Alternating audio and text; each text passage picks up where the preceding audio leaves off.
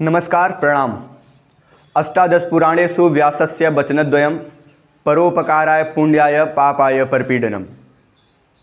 अर्थात व्यास के 18 पुराणों का सार सिर्फ इतना है, लोगों को कष्ट देना, उनको पीड़ा देना ही सबसे बड़ा पाप, और परोपकार करना, दूसरों की सहायता करना ही सबसे बड़ा पुण्य है। कहाँ गए वो सभी धर्म विरोधी लोग जो प्रसिद्धि प्राप्त करने के लिए सनातन संस्कृति पर आक्षेप करते हुए बागेश्वर धाम के पूज्य महाराज श्री धीरेन्द्र कृष्ण शास्त्री जी को झूठा, ढोंगी, पाखंडी आदि नामों से उच्चारण करते थे। कहाँ चली गई वह सुहानी शाह जो कहती माइंड रीडिंग के माध्यम से बाबा ढोंग करके अपना धंधा चला रहे हैं।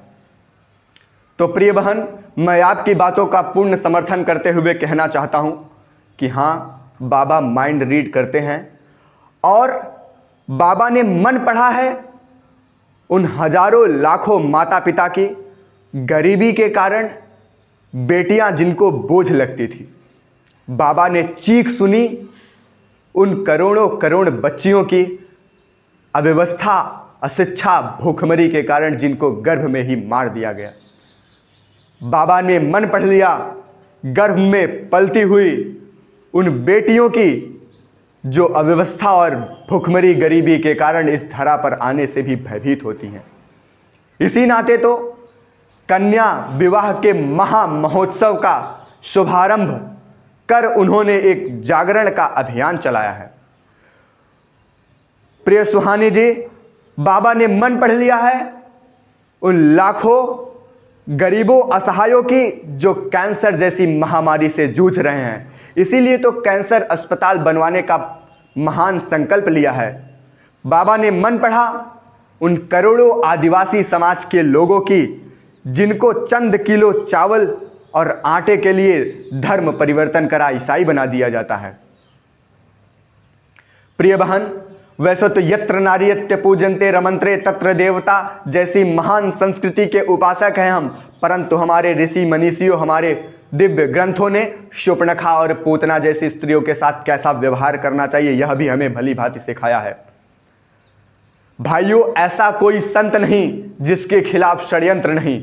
आप प्राचीन काल का इतिहास पढ़ेंगे तो चाहे वह बाबा तुलसीदास जी हो, चाहे कबीरदास जी हो, चाहे संत रैदास हो, चाहे तुकाराम हो या हमारी मां मीराबाई हो, ऐसा कोई संत नहीं जिसके खिलाफ कलयुगी राक्षसों ने षड्यंत्र नहीं करा हो।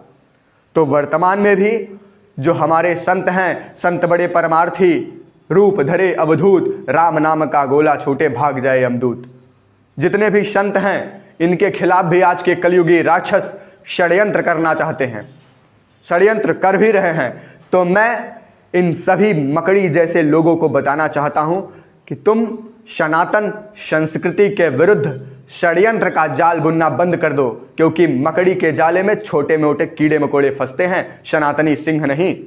समाज संतों के आवाहन पर अब जाग रहा है। महाराज ने ऐसा मन पढ़ा है सनातन संप्रदाय के लोगों का, संपूर्ण भारतवासियों का, कि सभी को सनातनी पागल बना दिया है। मैं आपसे आग्रह करना चाहता हूं कि किसी भी तिलचट्टे के प्रश्न का उत्तर देने की आवश्यकता नहीं है। आप ऐसे ही धर्म जागरण का कार्य करते रहिए। सभी सनातनी आपके आभारी हैं, सभी पूज्य संतों के हम आभारी हैं जो धर्म रक्षा का कार्य कर रहे हैं, जो भारत को विश्व गुरु बनाने के लिए अपनी धर्म पताका को विश्व में लहराने का कार्य कर रहे हैं।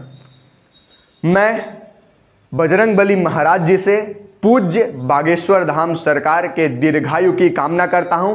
आप ऐसे ही धर्म विरोधी तत्वों की, धर्म विरोधी लोगों की ठटरी बांटते रहिए।